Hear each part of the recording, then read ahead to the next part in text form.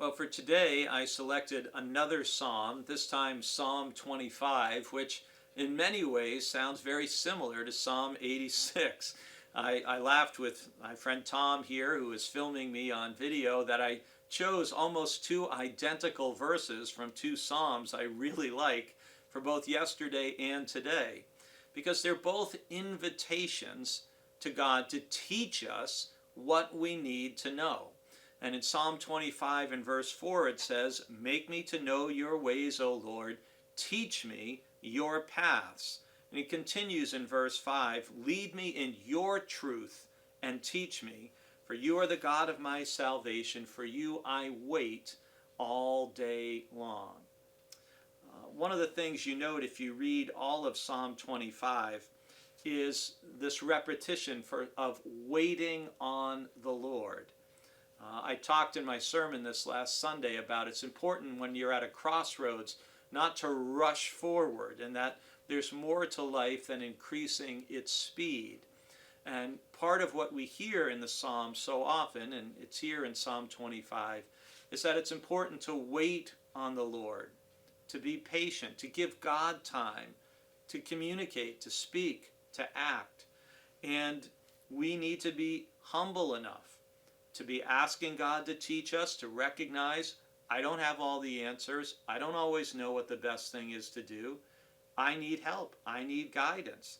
And praying, make me to know your ways. Teach me your paths. It's an expression of humility.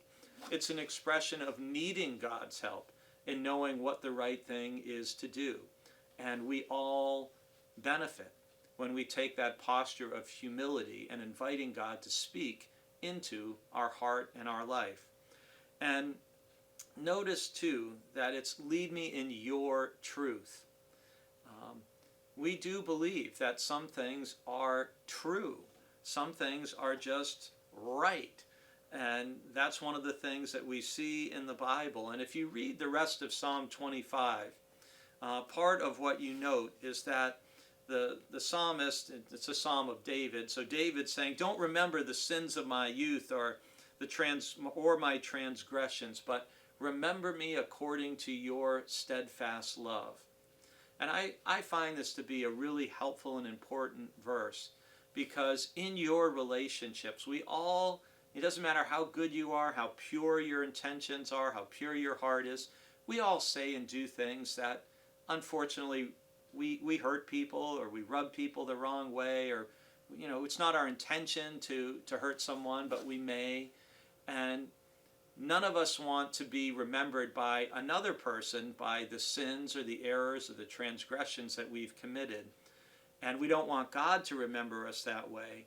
But that means it's also really important for you and for me not to remember other people that way either. And David invites God to be mindful of your mercy and your steadfast love.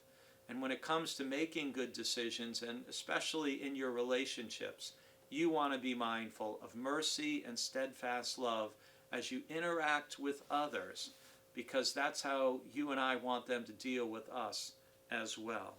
Remember, God leads the humble in what is right and will teach the humble his way, as Psalm 25 says. So I pray today will be a day of openness to learning, a day of mercy and steadfast love, and a day of humility as God leads you forward.